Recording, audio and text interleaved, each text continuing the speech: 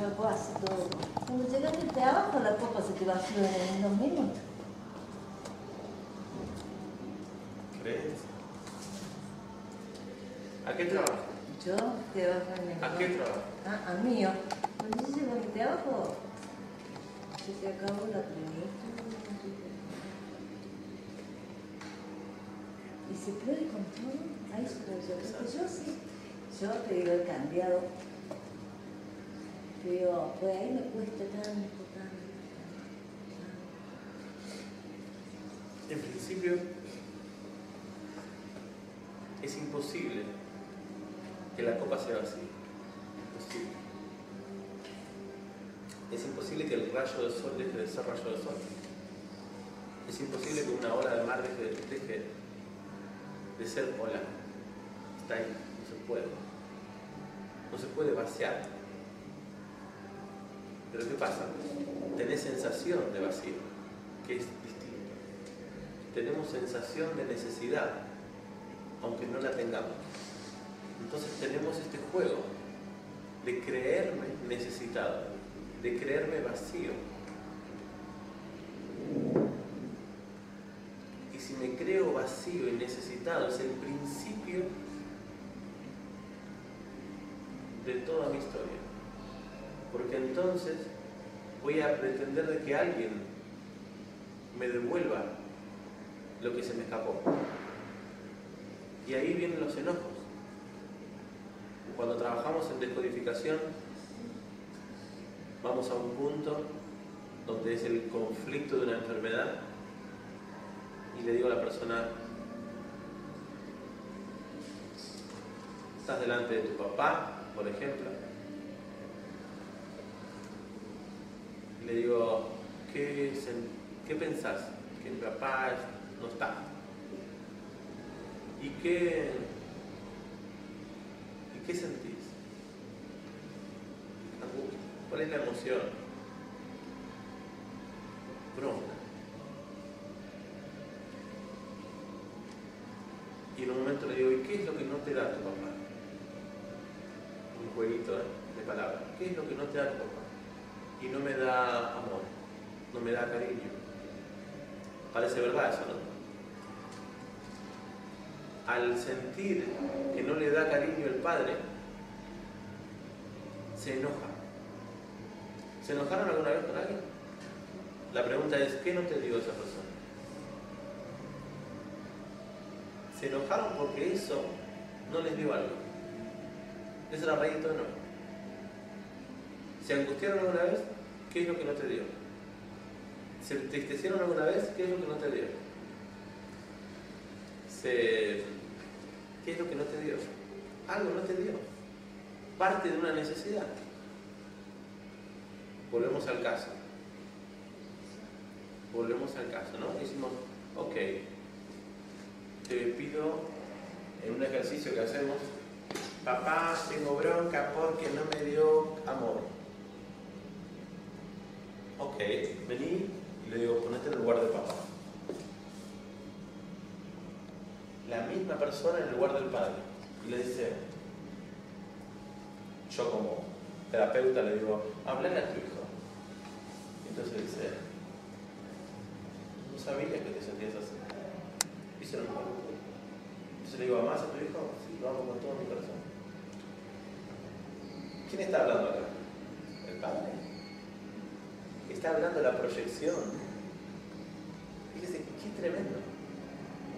Porque en esto mismo que está proyectando, sabe profundamente de que el padre no es el culpable. Es impresionante. Entonces voy y digo: ponete acá de vuelta. ¿Cómo ves a tu papá? ¿Tenés que perdonar a tu papá? ¿Por qué? ¿Pero por qué vivió tantos años con rencor hacia el padre? Porque no le daba algo. Tiene la vocecita de la madre que dice: tu padre lo tenés que respetar aunque sea un hijo de él.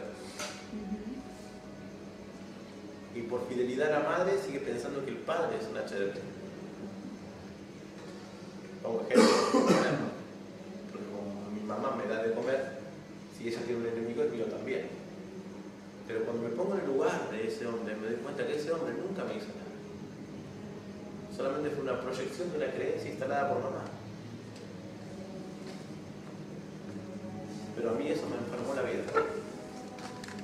Una enfermedad que en un instante se fue. ¿Cómo que se fue en un instante?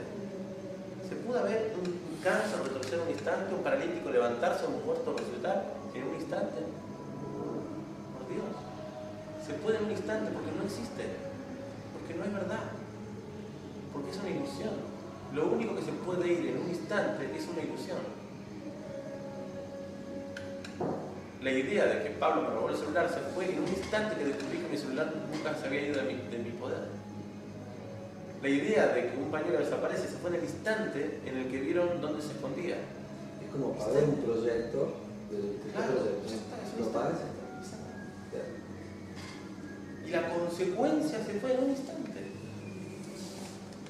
Cambió tu pasado, pero cambió tu futuro. ¿Y qué es lo que pasa? Dice el curso de milagros, yo no lo voy a leer tanto, pero estoy hablando del curso de milagros, que no se puede, nunca vemos el presente. Yo cuando leo eso en el curso de milagros dije, ¿cómo que nunca veo el presente? Fui enseñado de que tengo que estar en el aquí y en el ahora, que tengo que aceptar el presente, ¿verdad? Sí. Error del ego. Como error del ego, eso es muy espiritual.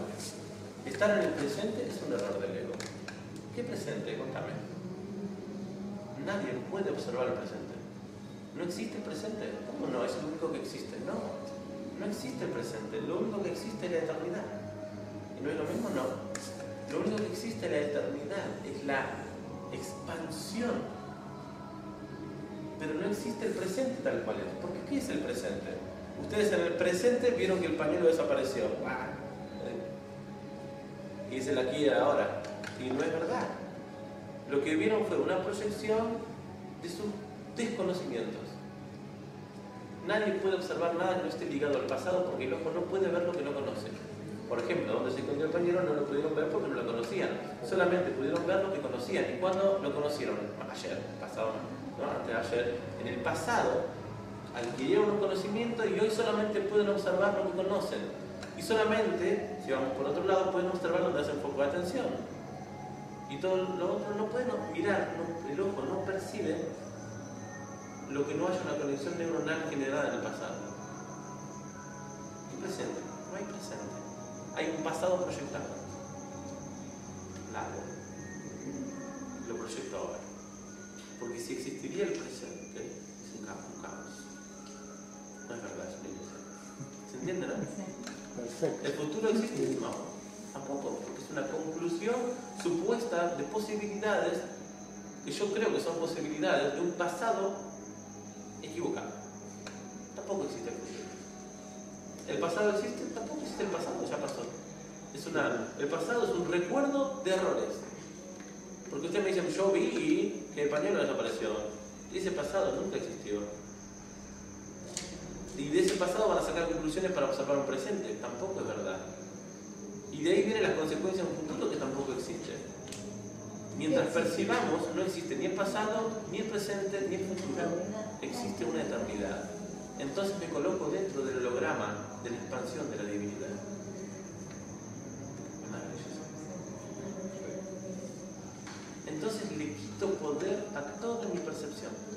El gran enemigo que está ahí afuera no existe. Ese gran mundo creado es solamente un juego de mi mente. Adán jugueteó con Eva, que supuestamente esa Eva le hizo comer el fruto de la manzana y lo hizo separar de Dios. Y el primer error fue creer que él necesitaba una ella. En vez de expandirse, se creyó que necesitaba. Y Dios nunca se percató de una separación, porque la separación solamente existió en el sueño de Adán. Dios nunca vio a su creación separada. Por lo tanto, Dios nunca tiene que perdonar nada. Dios no necesita perdonarte porque Él es su juego, su extensión. Y Dios creó al hombre a su imagen y semejanza. Y ahí aparece la mujer, creó al hombre y a la mujer también, juntos. Esta Está el hombre machista que dice, no, Dios es hombre. Y la mujer dice, no, porque Dios es mujer. Y hacemos a una diosa y hacemos un Dios. Y decimos que Dios tiene ambos sexos. Dios no tiene nada de eso. Porque Dios no es una entidad de personalidad individual. Energía. Es una energía Como el fibrón. Claro. Como el fibrón, la ley de la polaridad. En él está todo. Todo. Y lo único que nos frena a contemplar ese todo es darle credibilidad a la ilusión. Entonces me levanto a la mañana, vamos a la práctica. Me levanto a la mañana y me despierto en este sueño. En este sueño, juego. ¿Cómo estás? Bien. ¿Cómo ves? ¿Estás feliz? Sí, sí. Pero, ¿qué? ¿Qué contestaría? ¿Y qué hacemos en este mundo? ¿En mi sueño? Jugamos. ¿Y para qué estás acá? Existo. Soy. La gran respuesta, ¿no? ¿Quién? ¿Qué es eso? Yo soy. Y soy. Y se acabó. Se acabó la respuesta. Y las palabras y los símbolos, lo que vemos, hay una. ¿Te acordás, Pablo? Estaba que leímos. Lo que vemos es una. La palabra, no tiene, dice el capítulo 3, el inciso sería 5, dice más allá de la percepción. 5 sería, capítulo 3, 5, página 49. No tienes una imagen que puedes percibir. No tienes una imagen que puedes percibir. La palabra imagen está siempre vinculada a la percepción y no forma parte del conocimiento. Capítulo 3. Capítulo 3, Martín 4. El 5, a ver, Sí, el 4. y va a tocar el 5, el punto 5. Sí. ¿Cómo dice? No tienes una imagen que puedas percibir. ¿Dice eso? No, capítulo 3. Dice, más allá de la percepción, Sí. Va a mandar el punto 5. estoy en el punto 5. Pero tiene otros nombres también, no sé qué son. Este sería. El conocimiento.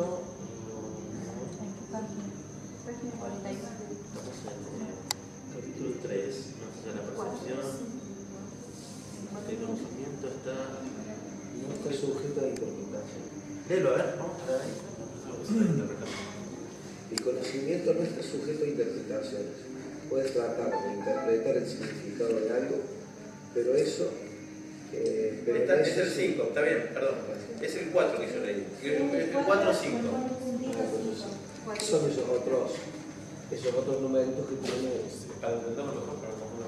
Es el 4 o 5 sería. 4, 5. Ahí está, ahí es igual, ¿no? No tienes una imagen que puedas percibir. La palabra imagen está siempre vinculada a la percepción y no forma parte del conocimiento. Las imágenes son simbólicas y representan algo diferente de ellas mismas. La idea de cambiar tu imagen reconoce el poder de la percepción, pero implica también que no hay nada estable en ti que se pueda conocer. El conocimiento no está sujeto a interpretación.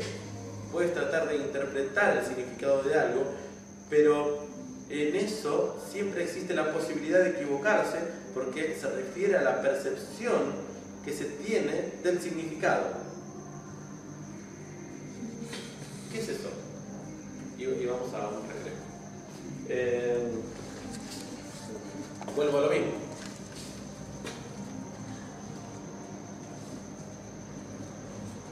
¿Qué es? Para mí es algo para servir, llamar la atención. Para otro es un elemento de venta. Lo que necesite. Para otro es un negocio. Un marcador. Lo que necesite. Para otro es un marcador. Para uno no es un marcador, es un producto de venta con el cual se está haciendo mucha plata y comprarse otras cosas. Para otro es un marcador de libro, para otro es un resaltador en el estudio que odia. Para otros es un elemento para hacer un resumen. ¿Qué es? No es nada aparte de tu interpretación. Lección 1 y lección 2 del curso de milagros. No existe nada. Nada significa nada. Lo que observo no significa nada. Y la lección 2 dice, todo lo que veo le doy el significado que yo quiero. Y yo voy a significar el mundo según mi necesidad. ¿Paramos un ratito? Dice el capítulo 3. Yo no tengo perdón en las mismas páginas. 3, 5, 10. ¿Qué página? Densa con la página. ¿Qué página? Porque no considero.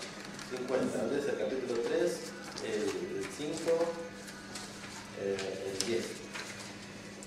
¿Capítulo? 3, 5, 10. Mientras continúe habiendo percepción, la oración será necesaria, puesto que la percepción se basa en la escasez. Los que perciben no han aceptado totalmente la expiación si se han entregado a la verdad. La percepción se basa en un estado de separación. Así que todo aquel que de alguna manera percibe tiene necesidad de curación. El estado natural de los que gozan de conocimiento es comunión, no la oración.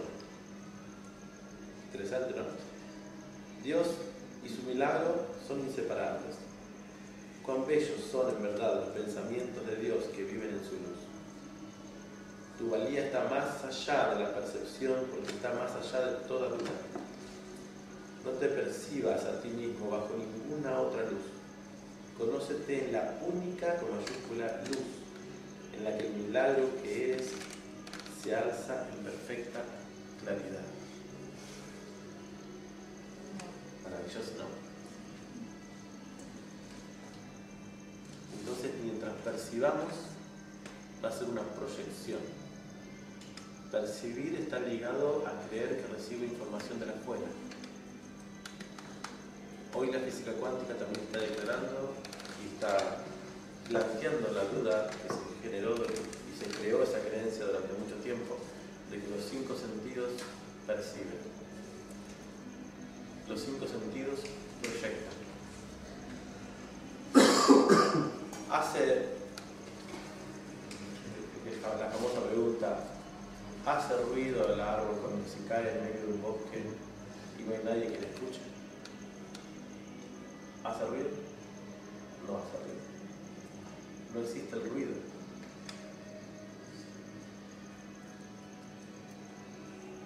Hay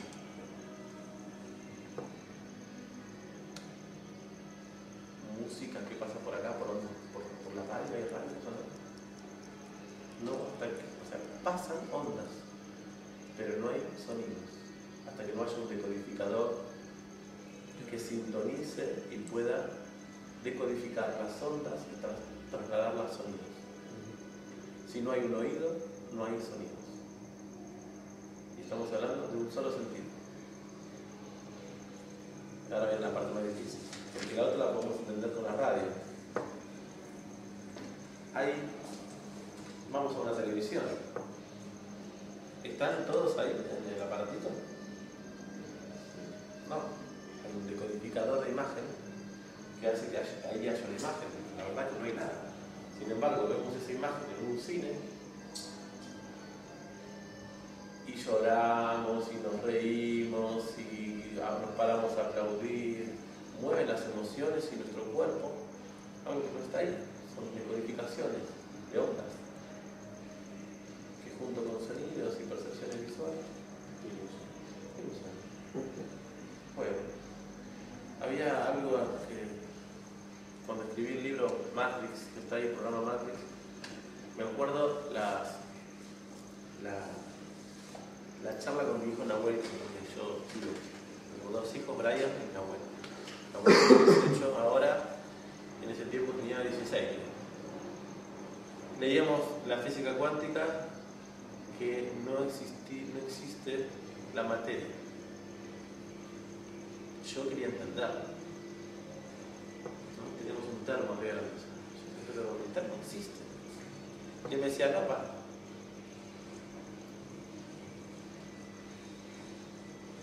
¿Cómo que no? Está ahí. Sí, pero no, si no lo observas, no. Mira, vamos a darnos vuelta. No existe. Sí, pero si yo me doy vuelta y está ahí. Está cuando lo observas, me decía. Estás loco, decía yo. No podía comprender lo que comprendía. Lo entendí recién cuando vi el ejemplo del sonido. No hay sonidos si no se escucha. El ojo no ve sino reflejos de luz. ¿Verdad? Ve fotografías. ¿Y qué significa fotografías? Es escritura con la luz. Fotones, que son ondas. Grafía. Es una escritura con luz. Nosotros captamos fotografías. Una cámara de fotos es una imitación del iris, todo mecánico. Nosotros captamos fotografías continuas que son decodificaciones de fotones de luz. Eso es lo que vemos. No hay nada más que eso. Ahí podemos llegar a comprender lo que observamos. Decodificaciones de fotones de luz graficadas. La luz en sí, si uno lee un libro de óptica, dice que la luz no existe, y si vemos esto amarillo, dice, un libro de óptica explica, es el único color que esta hoja no agarra, el amarillo. Captó todos y el amarillo es el único que no tiene. Por eso refracta, y nosotros podemos percibir el amarillo. ¡Qué locura! Lo que vemos, dice la óptica, las estudios de óptica, es los colores que vemos son los colores que no están. Si vemos videos en YouTube sobre el cambio de percepción, la percepción, cuando juegan con las sombras, parece que tiene un formato y tienen otro. ¿Qué es lo que veo? Hablamos de 2 sentidos. ¿Qué nos queda fuerte? El tacto. Ese es más fuerte, ¿no? Entonces lo toco. Entonces es real. ¿Y por qué no pensar que también es una decodificación, ¿no? De la materia? Y cuando se estudia la materia que estoy tocando, se ven átomos que no se chocan entre sí. Tienen un núcleo de materia. Un 1% del tamaño del átomo. Está en el medio. Cuando se estudia, tampoco está. ¿Y qué toca? Energía condensada, creada por un estado de conciencia. Y hay algo más blando y algo más duro según el estado de conciencia que contiene conocimientos. Pero eso que estoy tocando, ok, no existe, pero tiene una temperatura. ¿Qué es la temperatura? Entonces hay pruebas que ponen 3 baldes, uno agua con hielo, agua natural y agua bien caliente. Metes la mano en el agua caliente, agua en el balde con hielo y después tantear qué temperatura tiene el balde del medio. ¿Qué temperatura va a tener? Según con la mano con que lo miren. No hay temperatura. Es según con que se mide. Y yo estoy a todo esto y está rompiendo la cabeza. No existe lo que escucho, no existe lo que veo, no existe lo que toco, no existen las temperaturas, no existen las sensaciones, los colores, no existen los colores. No existen la fundamentación real de una emoción. Porque cuando veo una emoción, una ilusión me genera una emoción. Veo una película que la vi 10.000 veces, genera una emoción. Las emociones son movidas por percepciones e interpretaciones muy propias.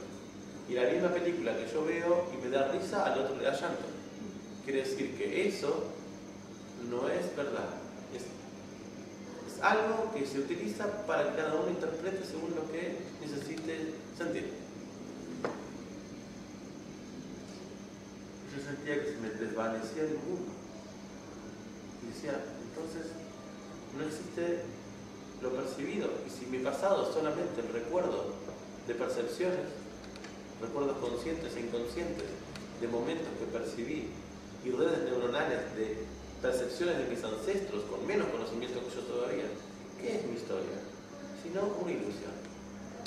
Entonces mi historia no es verdad. ¿Cómo no es verdad?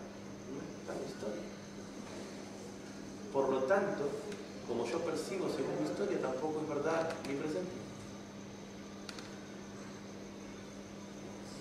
Entonces quedé en una incertidumbre, el principio de incertidumbre. Físico 4. Principio de incertidumbre, no se sabe. Entonces dice, el gato está vivo, está muerto dentro de la caja, le ponen veneno y nadie, ¿no? Está vivo y está muerto al mismo tiempo. Dice.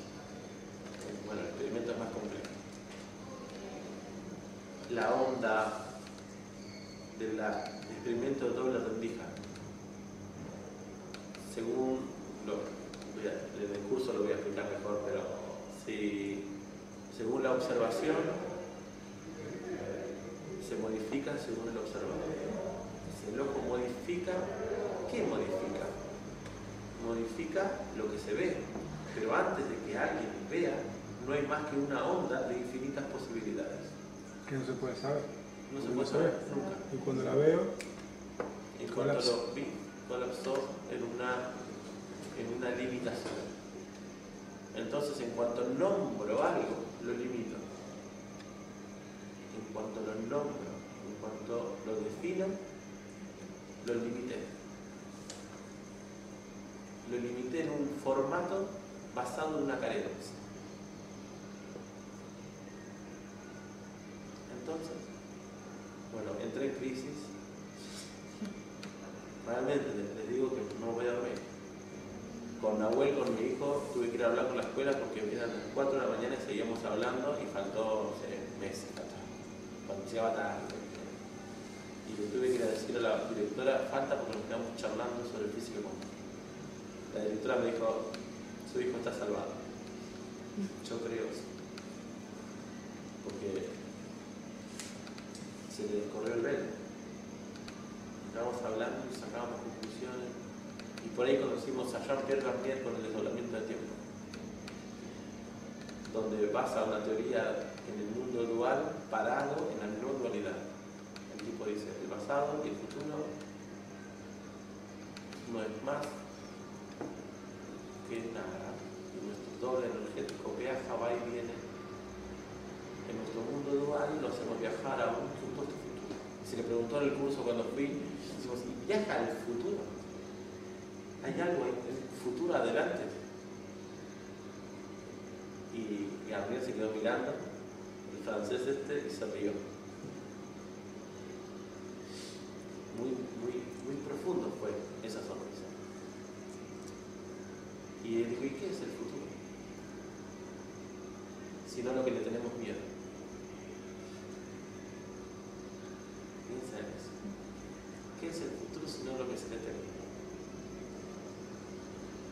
Pensamos en algo lindo porque tenemos miedo de que suceda algo feo. Pensamos en algo feo y tenemos miedo por eso que va a suceder feo. El futuro es el resultado del temor. Porque creemos que existe un pasado que va a tener un resultado en el futuro. Entonces Garnier dice, lo mejor es no pensar. Y dice, un Down y un autista vinieron a salvar el mundo porque no piensan en un futuro, no tienen miedo. Y deberíamos aprender de ellos. Ellos vinieron a darnos ejemplo. Y dice, cuando te vayas a dormir, dice, ¿para qué creen que vinimos? Y él dice, Gabriel, vinimos para dormir. Durmiendo salvamos el mundo. ¿Cómo es eso? Puedes a dormir. Porque el problema problema del mundo es la gente que piensa.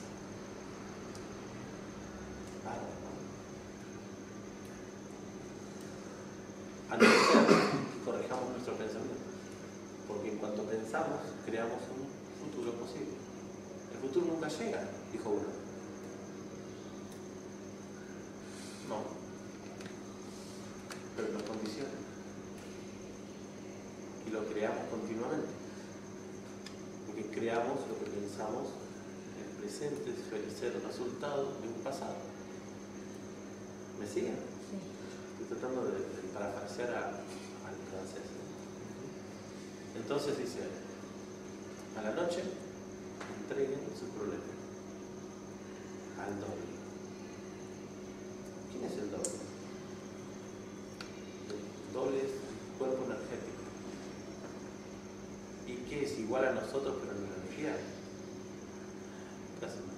¿Dónde se nos acuerda? No es un cuerpo igual, es otra cosa, que se expande en el mundo. Porque mi cuerpo energético tiene un efecto en toda la creación, en todo el universo. Por lo tanto, mi cuerpo energético existe en todos lados, porque soy parte de una unicidad.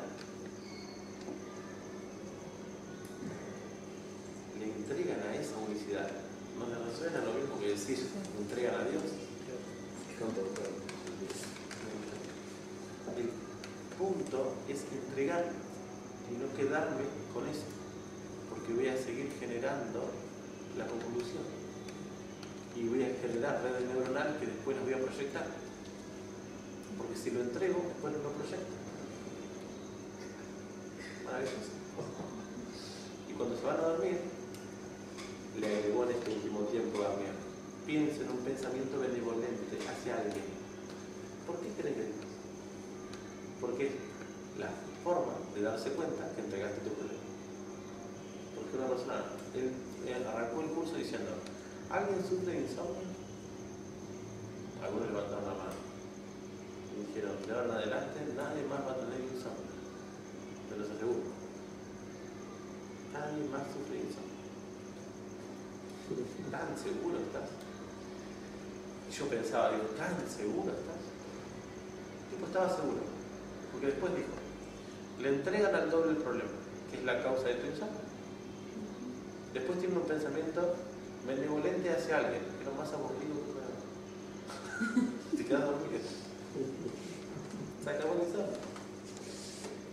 Porque cuando uno piensa algo bueno sobre alguien, el cuerpo se relaja, entra en vagotonía y se queda dormido. Y en ese sueño profundo, el cerebro dejó de pensar en problemas. Al otro día no lo proyecta. ¿Qué quiere decir? Reparaste el futuro del ayer. ¿No es muy redondo? Si te acostaste pensando en el problema, al otro día lo proyectaste, porque nos la pasamos proyectando. Entonces, entregando el problema y pensando en pensamiento benevolente, borraste de tu circuito neuronal el problema y escribiste un acto benevolente. El que se va a proyectar. Entonces, no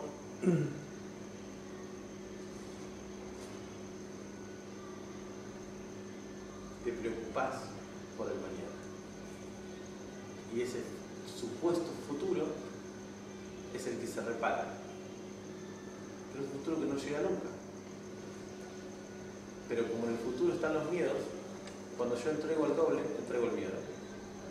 Y como el miedo es el que activa mi estado simpático tónico, mi estado de nervios y de enfermedad, es redonda. Si me acaba el miedo, entro en vagotonía, reparo cuerpo, me sano, puedo dormir bien y soy feliz. Se acabó. ¿Y qué más tenemos que hacer? Nada más.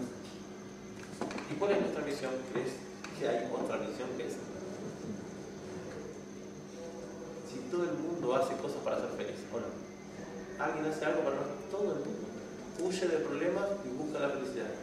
Todo el mundo.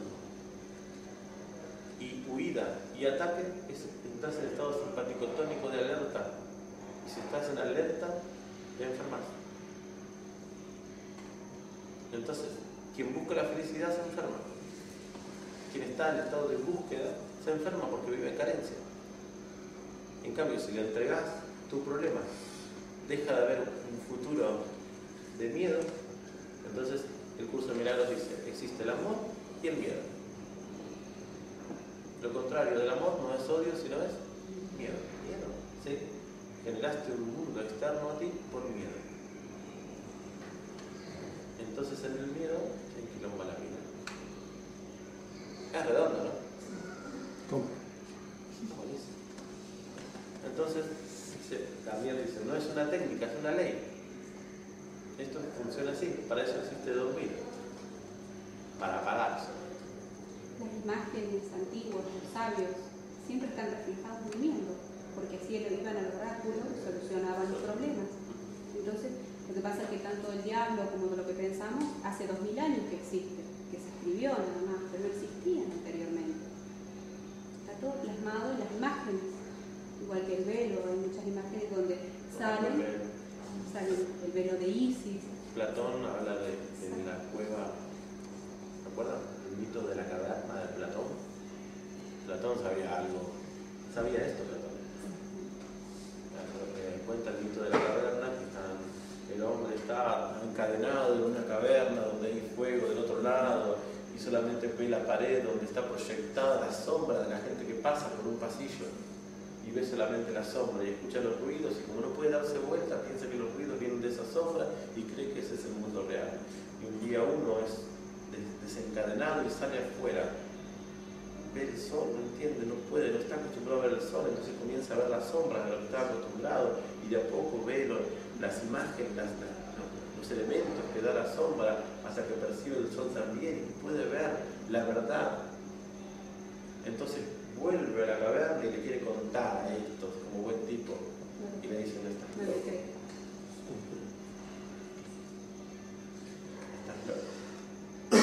Nunca hemos visto eso, no es verdad. Se acabó. Entonces, no había que ayudar a nadie. Solamente aquel que le venía a preguntar, Platón le decía, hay un mundo que es la verdad y esto es solamente la proyección. Es una sombra. Y las sombras confunden. A lo que